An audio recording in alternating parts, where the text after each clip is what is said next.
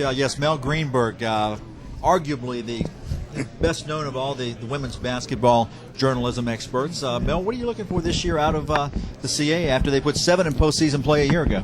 Well, I think the CAA will be just as competitive again.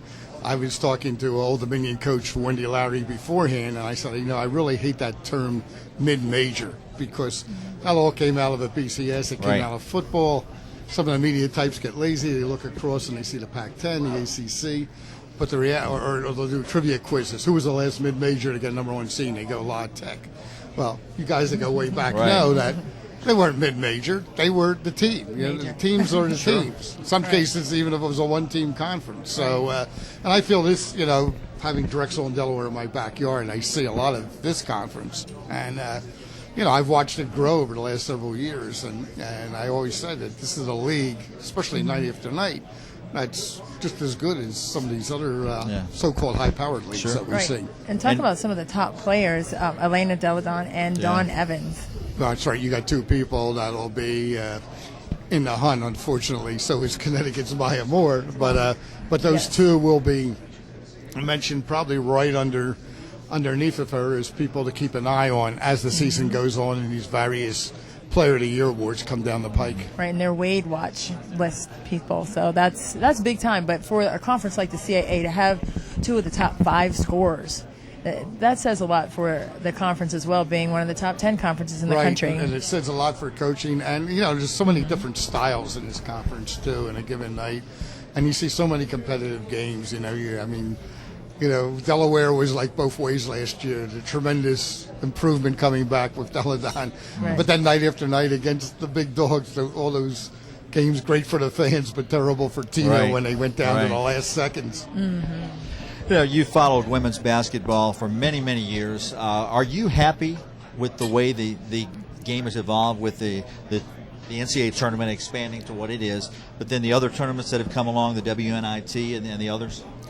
Yeah, I think we're okay. We're, the postseason is probably just the right thing. Fact is, people never took the WNIT that seriously. It was just there. The media didn't pay attention. And I know that night, everybody was just as busy on selection Monday with the NCAA as they were with the NIT and getting a hold of who was going to get in. I think part of that last year was, at a certain point, it leveled off in the country. And I don't mean it in a bad way, but there was just a ton of good teams out there, and they all weren't going to get into the tournament. So you knew that the the WNIT could be pretty competitive, and somebody could go on a nice run there who may have just missed the NCAA or didn't get in there. And there were a bunch of teams like that. Mm-hmm. Well, you're a Hall of Famer, and you know about the Hall of Fame coach now at UNC Wilmington with Cynthia Cooper-Dyke getting named as the head coach there. What do you think she's going to infuse into that team and into the conference as well? Yeah, we were just speaking a little while ago because I had said to my regrets that I couldn't get up to the inductions because there were a couple teams, including one you're familiar with, that were in the hunt down this direction in the WNBA that I had to deal with. But, you kind of look at, she became a coach.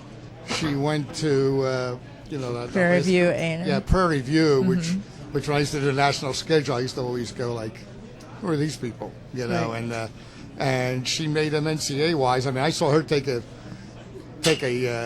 team up to Rutgers, a vastly superior Rutgers team, and play them down to the last 5 minutes. Tough. Yeah. And, and that's a conference that, let's face it, which does not have a lot of resources. It was a good place for her to get her feet wet in what she accomplished. Now in this conference, if she can, she can build them and make them competitive, and maybe you'll see an upset or two as the season goes on. Right. You've been one of the guys who has done rankings, I believe. We were talking earlier about the preseason polls and what they mean. What you did them, so obviously you think there's some value to them. Talk about that. Well, it gets everybody ready for the season. It gets them hopping. Actually, this year the coaches kicked us out of the preseason vote. I called Nikki last week because I thought I missed something, and she'd always be on me, and she said no, and I just said. I enjoyed voting, but sometimes, especially in this conference, when teams are so tight, that the ranking is more like when you see a gymnastics competition. You know, the teams Right. are Right. decimal points How do apart. you differentiate true. that 1/10 of a point? Right. That's true. In gymnastics, you got a tenth of a point between 1 and 4. In this conference, somebody's 4 and not Right. 1. Right. And they either get upset about it or they get thrilled about it, depending how a coach wants to use it. But, you know. Well, who do you have number 1 in this conference? Well, you got to go JMU, just to experience everything that comes back. If ODU is as solid as they are, then they're 2. But I think it's real close with them in Delaware.